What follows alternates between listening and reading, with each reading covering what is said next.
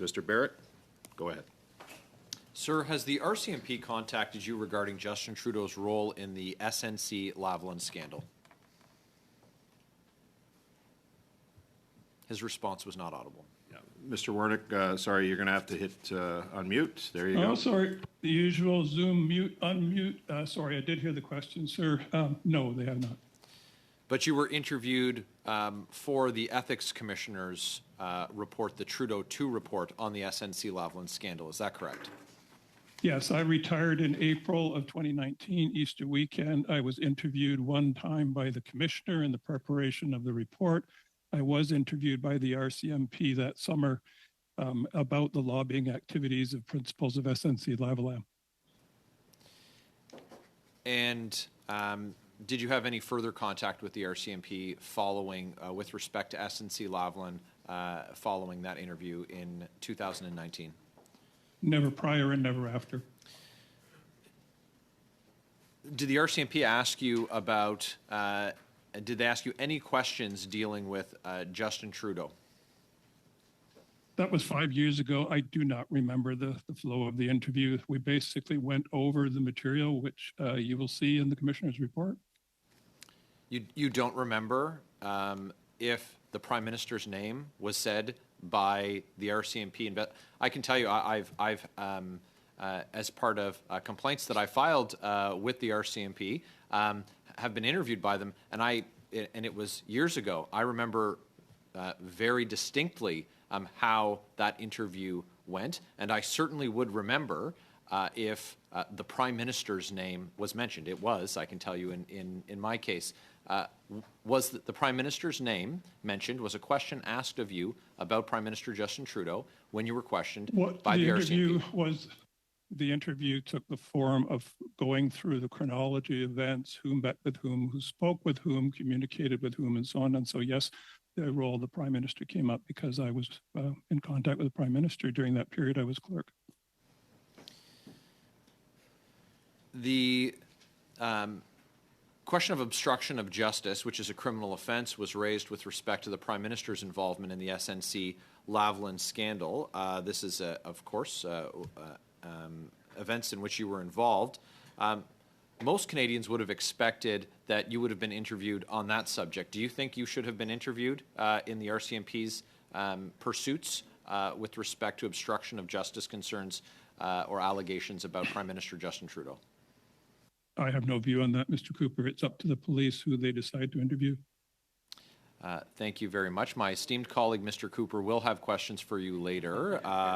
I'm Michael Barrett, and I did have the opportunity to ask you questions when you appeared at the Justice Committee about the SNC-Lavalin scandal, and I'm glad that we have you here today as well.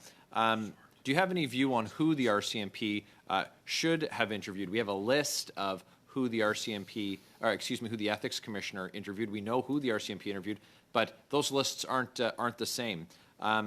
Justin Trudeau, Katie Telford, Jerry Butts, do you think they should have been interviewed to exonerate the Prime Minister? I have no view on who the police should choose to interview. They not every issue of ethics or behavior rises to the level of a preliminary investigation or fact-finding or examination. Not all of those move on to a full investigation in the terms that journalists and politicians use them. These are decisions to be made by the police and by the prosecutorial service. We know that the Prime Minister broke the law. That's a matter of public record, him having broken the Conflict of Interest Act. There was a finding of that by the Ethics Commissioner. And we know that there's a big gap in the RCMP's work, and it's very curious about how that came to pass. If the RCMP were to pursue an investigation into the SNC-Lavalin scandal and Prime Minister Justin Trudeau, would you fully cooperate? Of course. Another law enforcement agency, the Ontario Provincial Police, for example, were to undertake an investigation into the SNC-Lavalin scandal, would you fully cooperate? Of course. Do you possess any documents related to the SNC-Lavalin scandal or the deferred prosecution agreement? No, I left government in April 2019, 5 years ago. Okay. And the question wasn't when you left government the second time that you've offered us that date. The question was about you having the documents. I have no documents.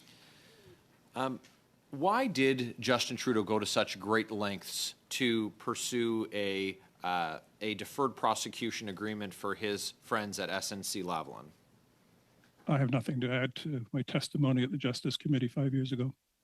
You have nothing to add. So, there was no rationale. So, if I were to say that it was to help out a liberal-friendly firm, you have nothing to add to that.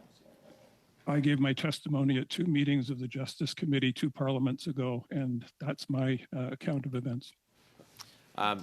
Well, the history is quite clear that there was not a case made, and we've of course heard the now famous recording of you and the then Attorney General Jody Wilson-Raybould when you claimed, without any evidence and without any substantiation, it's yet to be provided, that it was about jobs. And we know that it was never about jobs. It was in fact about politics. Thank you, Mr. Barrett.